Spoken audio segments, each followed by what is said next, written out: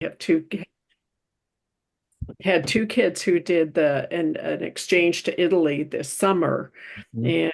and but it's such a great program, and so I would, it's like, but I've not been to Nain. Donna just mentioned, Jeanette, we really should get you to Nain. It's a great place to go, and Mhm.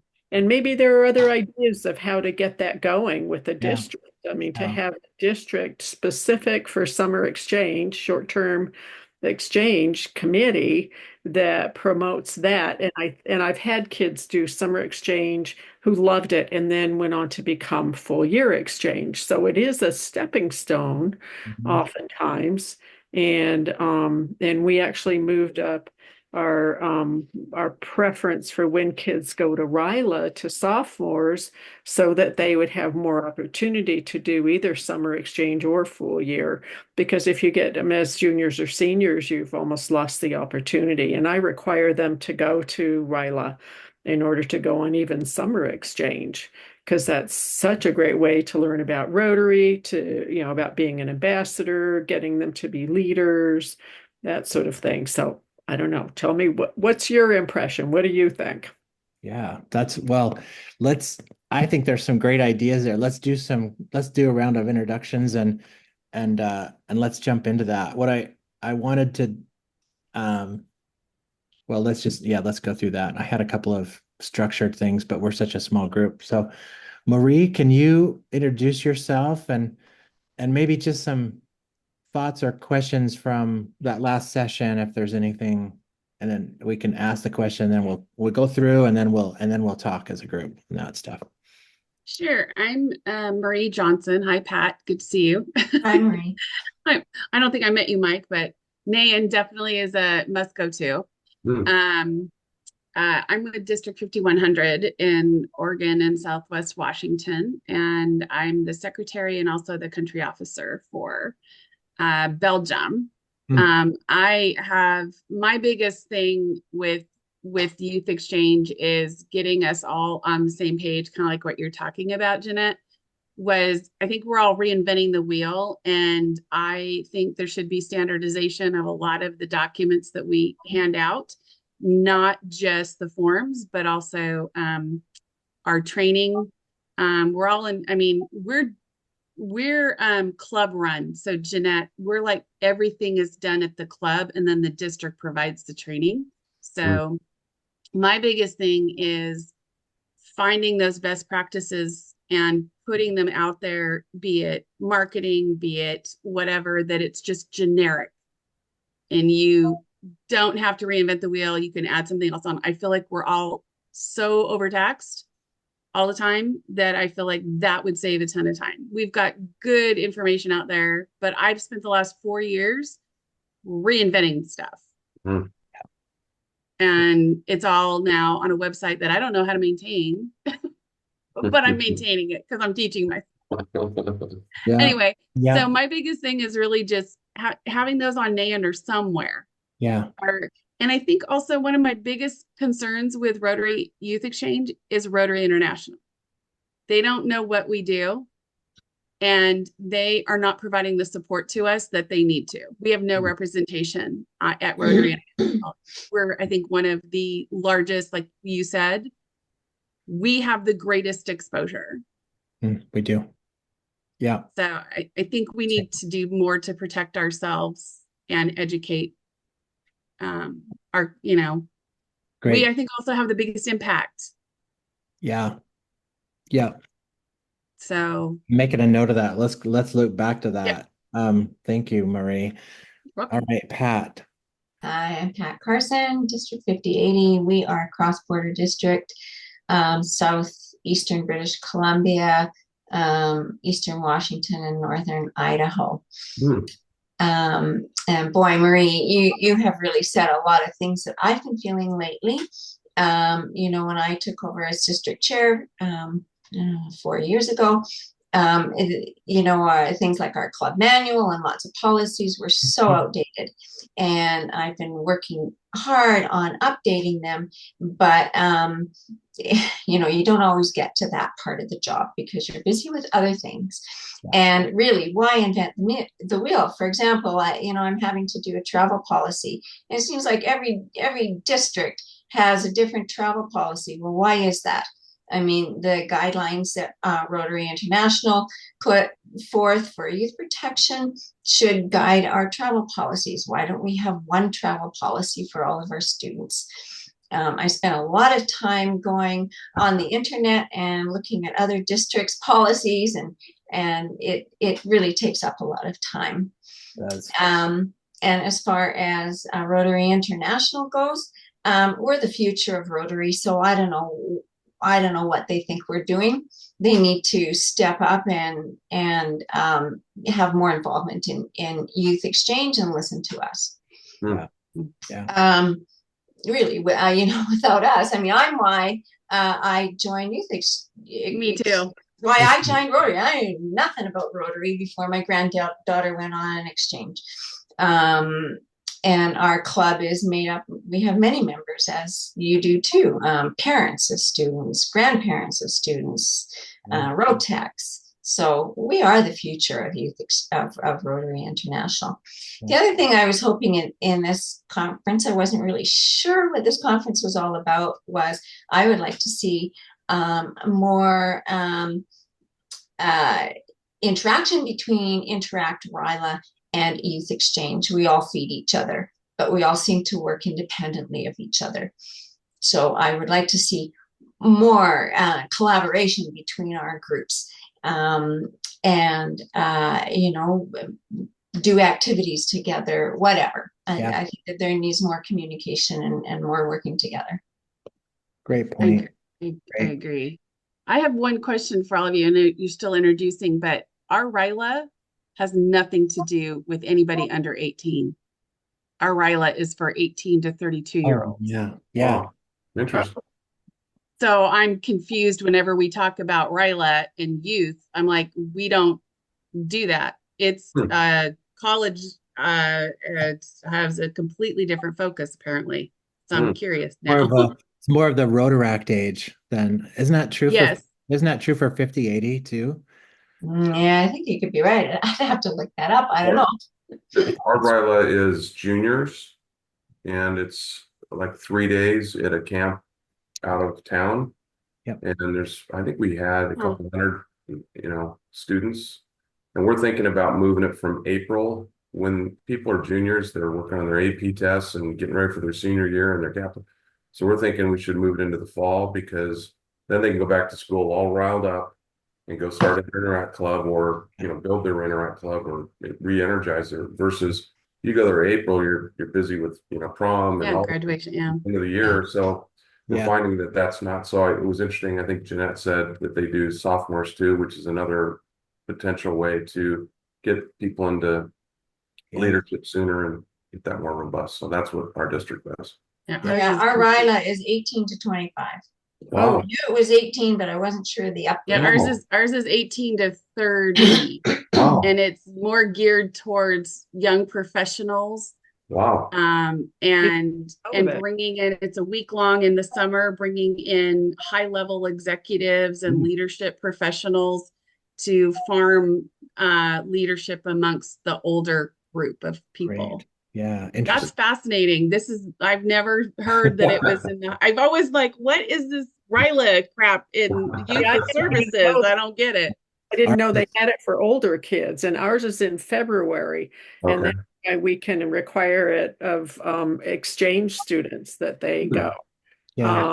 Anyway, sorry, I didn't mean to derail, but I was just curious.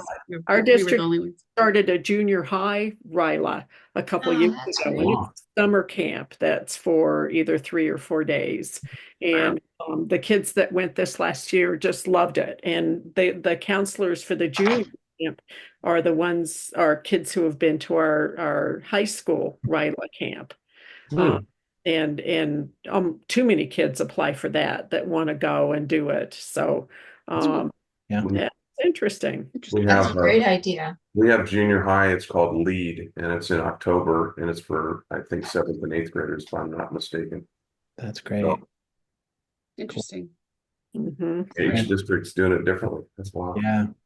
Yeah, ours is high school too. Juniors and in incoming and outgoing juniors and seniors. So Hmm. and it's in the end of the summer. Or well, this year was in the middle of July, but usually we have it in August. So right about now. Hmm. Yeah. Well, Jeb, do you want to introduce yourself and your connection? Yeah, I'm Yeah. Jeb Baki from San Diego, and our district, San Diego and Imperial County, more or less. And we had a district governor who passed away about a year ago that was super involved in this and super. I was thinking about that, Mike, Chuck Preto, and I think he had personally 7 students live in his home for the longer term program. So he was a big proponent, and of course he passed away, and we lost that connectivity and that all that knowledge that he had and all that passion that he had. So the DGE and myself were both jumping on here. We don't have we had somebody name only in youth involvement, but we have a strong RILA, we have a strong lead, we have a strong model UN. But I think youth exchange, because of COVID, got the rug pulled out from under it. So now Yeah. we're trying to re-energize, reconnect, and find out, because our experience is a lot of the clubs, to somebody else's points, are doing some great things, but the district isn't always aware of it and maybe wants to support it, but we don't know. So we need to connect. So we're going out as ambassadors and trying to learn those type of things so that we can help support the efforts that are so wonderful to Yeah. engage the youth and mentor them. And as others have said, we all know that's the future of Rotary. And now Rotaractors, I don't think, are part of youth, and they shouldn't be. They're peers of Rotarians, so we can't talk like that anymore. And people say, when are they going to become Rotarians? They're our peers. They So are, yeah. it's interesting because I've been in Rotary a long time, watching the transition and the thought process. And so Yeah. I'm trying to learn. I don't know that much, so I'm here to listen. That's great. Well, yeah, thank you very much. I wouldn't be in Rotary if it weren't for youth exchange. My wife was in Rotary for 5 years before I joined, and early on in that, like, she was a couple years in, and she agreed to be a host parent for us. Ooh.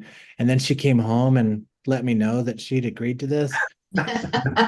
Surprise. I was like, that is the worst idea. That is the worst idea ever. And Love um, that. our kids were small, and but this girl that came from Finland just loved on our boys like it was. I mean, she is part of our family. We went to her Mhm. wedding. My wife was in Yep. her wedding. It was such an amazing and transformative experience for our family. I'm like, we hosted again after that.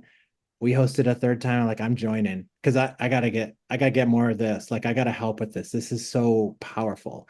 And then Exactly. I found You out all the got other it. cool things that Rotary does. So that's my entry into Rotary. So I love it, and because I see it as a way to broaden our impact. And sometimes it's just one person at a time, but you think about the ripple effect of how this rolls out to people, and it can be really, really cool stories about that. But Well, and we've just gotten some recent feedback from students that we, put on yellow cards, and they're like, that was the best thing you could have ever done for me, set me on the right path. It's 4 years later. Here's what I'm doing, yeah, and just the impact we're having on families. We do the power of one. I don't know if anybody else does the power of one, Mm. with with Hard to. with Africa. Mhm. And so we brought in a student from Uganda, and Mike, if you could get her to speak at NAN, Fariha, her club loved her so much, supported her 100%, got her a F1 visa. So she's now here going to community college, and they're trying to get her into a private college, because if they sent her home, she would have been married off. And this young lady is going to have a huge impact on the world. Um, that's the power of what we do. yeah, And yeah, I should give amazing. you her information. Fariha is amazing. Hmm. Yes, please do, please do. So, so Mike, one of the reasons that clubs don't get involved in youth exchange is because they say, oh, it's too hard to find host families. Oh, Now God. you've had that experience, hosting. I had that experience hosting. How can we get the families in our communities to understand what a great opportunity this is and how it will transform their lives? Yeah. I So I met this woman from Northfield, Minnesota a few years ago. Her name is Vicky Dilly, and she was the youth exchange officer for her club in Northfield. Northfield's where St. Olaf College is, and I think there's another college there. It's like maybe 25,000 people in that town. They have one big high school. And I kept hearing like this school produces 15 outbound students every year, Mm. like one high school, Wow. and they host about six. So like the rest of their district kind of handles because it's reciprocal, but the other district can pick it up because they just aren't recruiting outbounds elsewhere. And I'm like, well, so I sat down with Vicky and I said, what do you do? Like, what? This is amazing. What does your club do that is so different than what my club does or any other like club that I know of? And it was all about building a relationship in the community with mostly with the school, Mm. and where that school is an integral partner in the program, where like they, at graduations when they acknowledge scholarships and who's going into the military, who's going to university and got scholarships for that, and Rotary Youth Exchange is right up there with any other prestigious thing that you might do after high school. And they sit down with the administration of the high school and they have events where they pull them in and say, you're part of this, you're making this possible. And it just kind of permeates out to the families. And so when they recruit families to host, it's a little easier because they just have it's ingrained in the culture of the community. Now that's not really possible in every community, because No. I know like my local high schools, they seem to rotate principals every year, so because they just move around. So it's different in every community, but if you can, I think not finding host families can be solved through like it's a long game. It's kind of a cultural thing that we need to work on and find ways to pull influencers into the program and make them partners. And but for what I'll tell clubs in my district who are just starting out, they're like, yeah, we do it, but we need host families. And I'm like, well, I think you'd start by getting an outbound student first, recruit an outbound student and their families, 80% chance that student's family will host. Mm. We can't make them host. The Department of State says we can't require. There's no quid pro quo on that. But Right. Yeah, what our district tells outbound students that they need to find the three families, that they've got the connections in the schools. Now, that doesn't always happen because they aren't always someone who's been there for a long time, but they are at least out there talking to people, to friends, to other families, and trying to help find the other families. But it's written into one of our requirements, but I have Yeah, us too. it hasn't always happened, but No, it helps, but it doesn't always yeah. pan out, right? Yeah, we have a host family referral form that they need to complete as part of their application. Sometimes it helps, but sometimes it doesn't. One of the things that to rebuild after COVID is our YEOs were not including freshmen in the process. So we are including freshmen through seniors, because we used to only invite sophomores. So we're doing all of them, promoting short term. And you're going to get an automatic host family out of short term. Yeah. And if their kid loves it, then they're going to want to host long term. So we're kind of going back to let's start with short term. And then clubs also, for us, we have a very structured district level person who handles short term. She does all of it. So it's no burden to the club. The other thing that we're doing, and we're seeing success with that. The other thing is I've been going out to clubs as a person to promote two clubs who don't have youth exchange that are in the same areas as the schools. Can you consider hosting or finding host families? I just got one today from going to one meeting. And I think a lot of people talk about youth hosting negatively, and not positively. So we're attracting negative rather than saying what we're all saying in this meeting. It's amazing. It's life-changing. It's 3.5 months. Even if I had my first was a horrible experience, I tell them that horrible experience. Next one, fantastic. But I always say what I learned myself. It's not just about bringing a kid into your house. It's about how can I learn and grow and understand another culture as an adult? How can I relate to another student? And I've grown. I've become a global citizen. So I always talk about it very positively. I love And that. so that's what I would suggest doing. Yeah. And, Jeb. my experience is listening to people like you that have had experiences with it is it's a long game, as you said, Mike. I'm in sales, and so I think testimonials are fantastic. And I had never even heard of it, but until our district governor who passed talked about it with such enthusiasm and how it changed his life and how he went to the weddings and how they're part of the family. Mm-hmm. I hear it from Mike, I hear it from Marie, I hear it from Pat, Jeanette. The next thing you know, I even brought it up to my wife. And I remember Chuck saying to, when somebody approached him one-on-one, one of his mentors in the club, saying the big San Diego club with 500 members, came up to him and said, "You should be a host family." And he said, "Well, I'll check with my wife." His thought was that he would ask his wife and she'd say, "Absolutely not." Well, she said yes. And he's had 7 kids in his home, and it's changed their whole family's life in a positive way. So I think those are the ways.